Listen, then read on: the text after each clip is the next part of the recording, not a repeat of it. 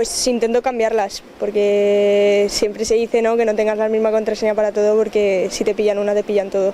Siempre la misma. No, en mi caso tiene que ver con fechas de nacimiento, DNIs o alguna fecha señalada. Sí, me esfuerzo, sí, porque dado cómo está el mundo, que hacker te hackea cualquiera y como te obligan a tener esto, pero bueno, si no, no estás en el mundo, ¿no?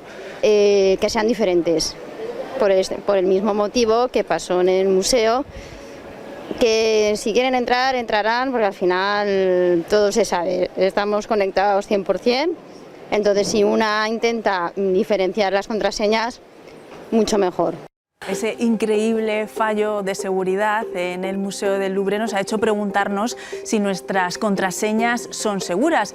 Y las plataformas de Internet nos dan algunas recomendaciones: que nuestra contraseña tenga más de 12 caracteres, que combine mayúsculas, minúsculas, números y símbolos, que no contenga ningún dato personal como el nombre de nuestros hijos o alguna fecha de cumpleaños importante, que sea fácil de recordar para nosotros, pero muy difícil de adivinar por los malos, por los estafadores. Y Microsoft pone algunos ejemplos. Por ejemplo, un ejemplo ideal sería esta contraseña: 6 monos mirando, algo que simbolice algo para nosotros o que sea gracioso y que también lleve números y símbolos.